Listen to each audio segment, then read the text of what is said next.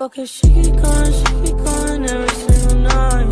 Day and night on my mind, pushing you to vibe. How's it going, everybody? This is Top Driver. Hope you're having another great day, and welcome back to another video. Alright, so by this time next week, a few areas in the United States are going to begin opening up their schools again. You know, there's going to be a lot of elementary school students all the way through high school students, along with some college students as well that are going to be heading back to school, and that may seem a little bit of fun. However, for some, it can be absolutely terrifying because, you know, after a summer where you get to relax, have a lot of fun, now you have to deal with having to go back to school and find another way to survive another school year with a whole lot of new things that could be right around the corner. And sometimes that can be very daunting for some of those students, especially those that really found a way to excel in school, because sometimes that may have to mean learning something new. So in this video, I'm going to be sharing with you, using my experience, some advice on how to survive going back to school. You know, how to prepare for a brand new school year, and more importantly, just, you know, how to have fun doing so. Because, you know, obviously your first day back at school, whether it's as a new school or even in a new grade, it can be extremely terrifying. But hey, you can still have a very fun school year if you manage to utilize these tips that I'll share with you today, so that way you can not only have a lot of fun in doing so, but also succeed as well. Obviously, sharing with my experience when I was in school, obviously, I can tell you that the first day back at school is probably usually the only good day there is in the entire school year, other than the last day of school, because usually that's the time where you get to meet up with all of your friends again, and also, you know, just get to learn your professors, you know, get to learn your teachers, also learn the ropes of every one of your classes that you're going to take, and more importantly, catch up with them. You know, let's say like you've been away from them throughout the course of the summer, you know, just have some time to catch up with them, see what's going on in their lives, and more importantly, just, you know, like prepare for the school year in itself. But after that, that's when it starts to get very, very grueling. I can tell you personally from my experience that, you know, after the first day of the school year, that's when you're immediately expected to get down to business. That's when you have to start learning the ropes again. Of course, every year, whenever you're in a new grade, you are expected to learn a lot more new things. So like, for example, one year, you have to learn a little bit about U.S. history, you know, learn a little bit about history in the United States of America. Well, the very next year, you might be expected to take it up a notch and start learning about overall world history, you know, like European history or, you know, international history or something like that. It's going to be brand new challenges that you're going to have to face as a student, and sometimes that's absolutely terrifying. And for others, it may also mean moving to other schools, you know, because that's absolutely something that can be even more terrifying. Like, let's say you were in the middle of high school or in the middle of elementary school or middle school, and you ended up moving to a new school before the start of that new year. It means having to start new relationships. It means having to start learning the ropes about your brand new school. And more importantly, you have to start the whole process over and over and over again. And trust me, that can be especially terrifying. I can tell you that just through my experience. You know, I started out in elementary school when I was in Union. I went through elementary school in Connecticut Farms and also near in Vauxhall, where I went to Central 5. And after that, that was when the move-a-rama began. That's when I went to Chatham, spent a few years there, and obviously I felt like that I was going to finish out my school year there. You know, I felt like that I was going to finish out the rest of my school career there, and then ultimately go to college and then get to where I am right now, working in the marketing industry. That was not exactly what happened. As I mentioned before, after my freshman year in high school, unfortunately the rent could not be paid, and so unfortunately I had to move again to Livingston for my sophomore year, and I actually moved to yet another house afterwards the very next year, though still in Livingston, for my junior year, and then ultimately the very next year I ended up at Kinnelon, where I ultimately graduated. And trust me, if you're somebody like me, that is something that you do not want to go through. But for some students, they may have no other choice. But 3 schools in 4 years, unfortunately, hey, that's a definition of a very terrible childhood. It's absolutely scary because, you know, you have to learn everything over and over again. All those friends that you made while you were at your previous school, you're only going to be able to see them very few times now, because now you're at your new school. And unfortunately for me, that was exactly the case. I was never able to see most of my friends again from all those schools because I just kept moving around a whole lot. And so unfortunately, it was the same process over and over again. You know, I have to go through every single step that I went through in the past, just so that way I can learn all the new things about that particular school, what some of their assignments are, and mainly what my expectations are, because I know that it's going to be new teachers, new classmates, and more importantly, everything in that entire vicinity is going to be completely new. And of course, as I said, friendships, you gotta start over and over again because, obviously you're starting out at the bottom. You're an unknown to everybody, and so you have to work your way up just so that way you can build more friendships and, just have those relationships in the classroom and out as well. And not just that, your work assignments, obviously, if you're gonna survive school, you need to learn to study and be able to get on top of your game when it comes to all of your class assignments because those are extremely important. I nearly failed geometry during my sophomore year in high school, all because of how hard it was. Yes, I studied a lot, but it was extremely difficult. But the thing is that everything when you start a new year in school is going to be completely new unless you're still at that same school. And sometimes for students, that can be extremely terrifying. That being said, as I mentioned before, it can still be managed. Students that return to school after a very enjoyable summer, they can still have a lot of fun. And absolutely, they can definitely find a way to manage all those new expectations and find a way to succeed during their new school year. And I think there are 4 good ways that I can come up with that can help students that are heading back to school survive the school year and also have a lot of fun doing so. And the very first one is to prepare for the unexpected. Whenever you're entering a brand new school year, everything's going to be completely new. You're obviously going to be in a new grade, there's going to be new classes, you also have brand new assignments, and more importantly, it's higher expectations.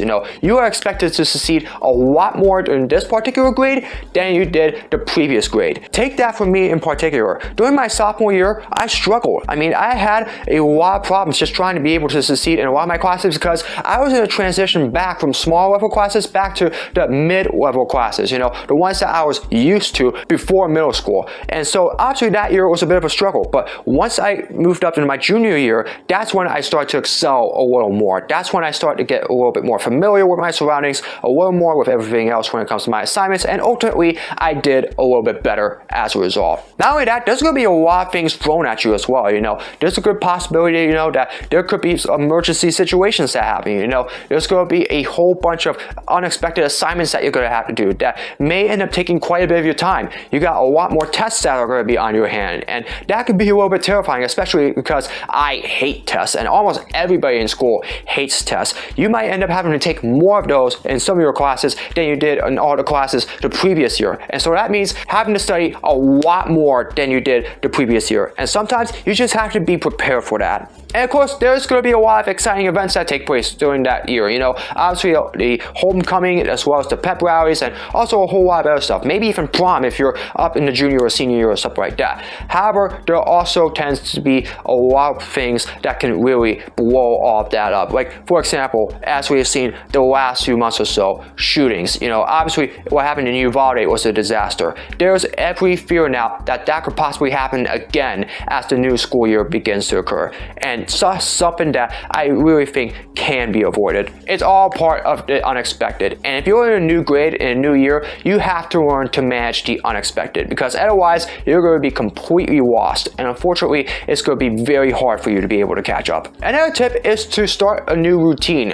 If you were in the lower grade last year, like for example, a freshman or sophomore year, there's a good chance that, you may have tried something new, a new routine that allows you to be able to manage all of those assignments. But sometimes though, whenever you're in a new grade, things are going to be completely turned on its head. As I said before, the more grades that you move up, the higher and higher those expectations are going to be. That means there's going to be more essays that you're going to have to write, a lot more projects that you're going to have to do, a lot more quizzes and exams that you're going to have to take, and more importantly, you're going to have to learn how to be a leader in your classroom. You have to find a way to be there with your classmates, handle everything on your own and as a team, and find a way to be able to succeed in your particular classes. This is not like elementary school where everybody held your hand. And that can be especially scary. And so, some routines that you may have tried in the past, unfortunately, they may not work here because everything in that time is going to be completely different. And it's going to be the exact opposite of what you usually done. And so in those cases, that's when you may have to start changing up your routine. Like obviously one thing that you could change, let's say you try to study for 2 tests and you decide that you need to study it for multiple times, like 2 things in 30 minutes at once. Obviously studying is important, but sometimes that may not work here because the expectations to being able to succeed in those tests that you have to take, they're going to be a lot higher. So one thing that I think you can do, maybe try to do it one step at a time. Maybe 30 minutes you study for one test for one particular class, and for another 30 minutes study for another test for another class. Obviously match it one at a time. Don't try to do it 2 things at once, because otherwise it's going to be a lot more info that you put in here that's going to make it really, really confusing. And when you take a test, you may end up knowing the answers for one class that you should be knowing for that class instead of the one that you're taking right now. And sometimes that's what leads to failed exams. And obviously you can expect a lot more group exams. For example, if you were doing a lot of solo projects, you may end up having to do a lot of things on your own, but that's going to change. And so obviously there are going to be a lot more group projects that you're going to have to take. So one thing you need to know, try to see if you can get in touch with some of those friends or some of your classmates. Try and meet up one day outside of school, so that way you can find a way to work on those assignments, work on those projects, and just, find a way to succeed. Find a way to do the best that you possibly can, so that way you can exceed in your classes. Everything's going to be new, and so the routines are going to have to change dramatically throughout every grade that you move up in. So once again, no matter what grade you're in, everything's going to be completely different, and the higher expectations are going to be, the more you are expected to perform at your best capabilities. So changing your routine is extremely important to be able to find a way to succeed in your classes. Number 3 is to build relationships, or let's say expand on those relationships.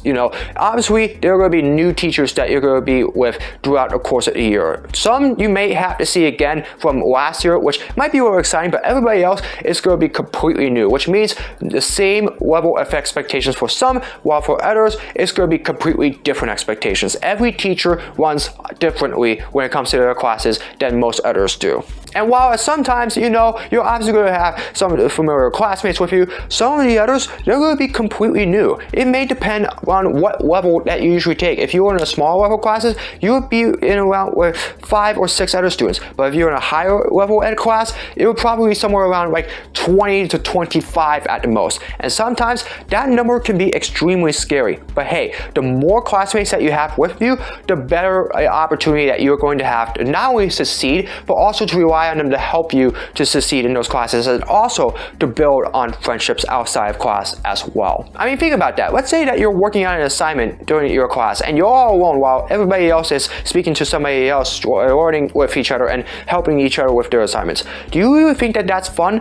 No, absolutely not. It's very important that you speak with those classmates and work with them. Work on a group project, maybe even a group study or something like that. So that way now you can learn from each other, but also build on those relationships and friendships that can not only help you succeed in class, but also have fun outside of school as well. Whether it's also for your after school activity, if it's a sport that you're doing, a club, or more importantly, just using that help to be able to find a progression in your future. And the teachers, those are really extremely important. I mean, the friends are your best friends, but the teachers, those are the ones that are putting the expectations on you. Obviously, as I said before, a lot of the teachers that you're going to meet when you move up to a new grade, a lot of them, they are going to be new. So obviously, their expectations for you are going to be a lot different than what you would expect from your previous teacher. And for every class that you have, that's exactly what's going to happen throughout every single one of them. So it's very important that if you're having trouble learning to adapt, or more importantly, if you're having issues with certain assignments and all that stuff, to take the time after class or during lunch to meet up with your teachers, show them exactly what you're having trouble with and see exactly what you can do, so that way they can help you with being able to succeed. Because I know friends want to succeed, but the teachers, they love for nothing more than to help you with being able to succeed their classes and also do the best that you possibly can. They are there for you for a reason, and that's to help you get to your graduation and also find a way to have a successful adult life. So if you're having trouble, try to build on the relationships that you have with your existing teachers, and also try to build new ones with your new teachers, because they are literally your best friend when it comes to assignments. So without them, you're going to have a very hard time. A lot of the students you meet are going to be the same that you would normally see, but the teachers, they may be exactly different depending on what grade you're in. So that's why it's important to be able to build on what you you currently have when it comes to relationships and utilize that to try to build new ones with some of your new students and also with some of your new teachers as well. Because when you have those relationships and that help as well, you're going to be able to find a lot of success during your school year. Finally, the most important thing I can tell you, just have fun. Obviously, it's a new school year, which means maybe a little bit of a rough stretch. However, it can still be a lot of fun. As I mentioned before, there's going to be a lot of after-school activities that you can partake in. Like for me, for example, I took part in 2 after-school sports outside of high school. I took part on the school football team and I also played lacrosse for a little while. And during those times, I met a lot of new friends that I built relationships with outside of school as well. It allowed me, to have a lot of fun playing on the field and also, just have a good time with some of the people that I meet, especially the coaches too. And same thing with the clubs as well. If there is a club in particular that you want to take part in, be a part of that club. Sign up for it and take part in their meetings and just have a lot of fun. There may be some other activities as well. Like for example, you're in a school band, be a part of that. There's a musical, try to be a part of the cast, or maybe even work on the production side of it. Or if you're a part of a TV class that does stuff outside of school, do your best to be a part of those TV assignments and be with those students as well, because there's a lot of fun things that you can do there. Then of course you have those pep rallies as well that happens every single year. You also have your homecomings as well, and also you have your proms, which during your junior and senior year, that's when it can be at their most exciting. I was at my prom during my junior year, and even though I went single, I still had so much fun. So there are going to be a lot of fun things that you can do. So take advantage of them while you can. And more importantly, you have your friends. Obviously, they are your best friend during your time in school, at least until you get to college, or even if you graduate from college. For me, it wasn't entirely like that because I kept moving around a whole lot. But for you, you might end up being at that particular school for the entirety of your time there. So your friends, as long as you have them with you, they are going to be your best friends. Spend some time with them during lunch, chat a little bit, and just have a lot of fun as well. Have some fun with them on the football field. Also have some fun with them outside of school, and more importantly, as long as you have them with you, you're going to have a lot of fun, because not only will you be able to succeed in your class, but you're going to have a lot of fun outside of it as well. And those friendships, although some of them may not last forever unless you're able to find a way to continue to communicate with them afterwards, they will last a very long time memory-wise, and that's something that you want to take away for when you do graduate from school. So yeah, it may be very terrifying for you to return to school after a very long summer, but hey, it can still be fun. So find a way to manage those relationships, as I said, and just discover new things, and more importantly, just learn the ropes of everything that I just explained in this video, and I promise you, you're going to have a lot more fun during your school year than you possibly could have imagined. I can tell you this through experience. The most terrifying thing that can happen to you as a kid is to have to return to school after an enjoyable summer.